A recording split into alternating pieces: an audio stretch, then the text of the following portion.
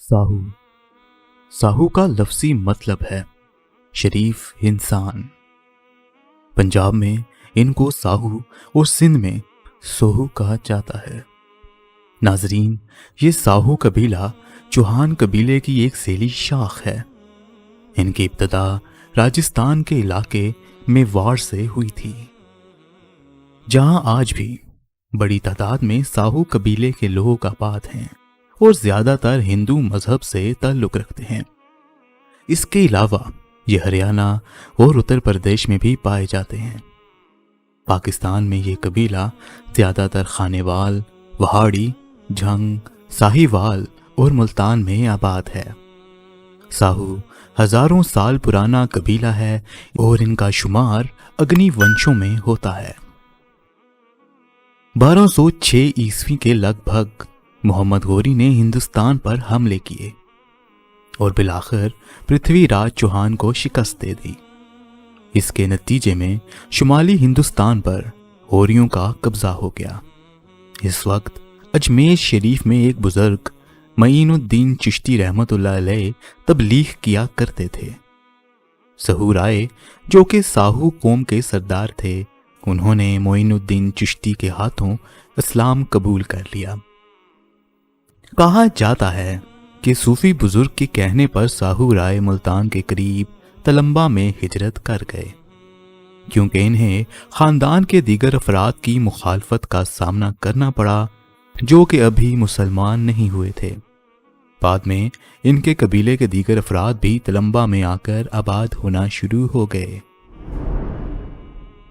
नाजरीन, ये video ISC की कार सीरीज का हिस्सा है। हम अब तक अल्हम्दुलिल्लाह 46 कौमों की तारीख पर वीडियोस बना चुके हैं। मजीद कई कौमों पर इंशाल्लाह वीडियोस बनाएंगे, इसलिए ISC को काइंडली जल्दी से सब्सक्राइब कर लें। शुक्रिया। ऐन अकबरी के मुताबिक 15वीं सदी में इस कबीले ने तलम्बा के इलाके पर कब्जा कर लिया। साहू कबीले का शुमार मुल्तान के कदीम तरीन कबीलों में होता है। तलम्बा के करीब एक गांव है जिसका नाम मोजा हुसैनपुर आरिफ वाला है, जिसमें सिर्फ साहू खानदान आबाद हैं। मियां शाह मोहम्मद सहू इस इलाके के मशहूर जमींदार थे। मारूफ मजहबी स्कॉलर मौलाना तारिक जमील का ताल्लुक भी साहू कबीले से ही है और इनका ताल्लुक मोजा हुसैनपुर आरिफ वाला से है। मुगल बादशाह अकबर के ज़माने में साहू कबीले की हुकूमत पंजाब की 4 रियासतों में थी। पहली तलम्बा मुल्तान, दूसरी साहिवाल, तीसरी कलम्बा और चौथी इस्लामपुरा में थी। दीपालपुर का किला शेरगढ़ और किला कबोला भी साहू कौम ने ही बनवाया था। मुगल बादशाह शाहजहां के 2 गवर्नरों का ताल्लुक भी साहू कबीले से था। इनमें राजा अदली साहू राजस्थान के गवर्नर थे और मीर दाद साहू मुल्तान के गवर्नर थे। एक रवायत के मुताबिक साहू राजस्थान के इलाके मेवाड़ पर हुकूमत करते थे और इनका दारुल हुकूमत धनसिया था, जो कि चूरू के शुमाल मगरिब में 65 किलोमीटर के फासले पर वाक़या था। बाद में राठौरों ने इस इलाके पर कब्जा कर लिया और साहू कबीले के लोग दूसरे इलाकों में आबाद होना शुरू हो गए। इनमें से ज्यादातर ने तलम्बा का रुख किया। ये 15वीं सदी का जमाना था। इनका शुमार मुल्तान के कदीम तरीन कबीलों में होता है। इस रवायत के मुताबिक राजस्थान से आने वाले दीगर महाजरीन जब साहू बार के इलाके में दाखिल हुए तो उन्होंने इस्लाम कबूल कर लिया। मशहूर सूफी बुजुर्ग अल्लाह दाद का ताल्लुक भी साहू कबीले से था। इनका मज़ार जिला वहाड़ी के कस्बा शेख फाजिल में है। आज भी हर साल इनके मज़ार पर उर्स लगता है।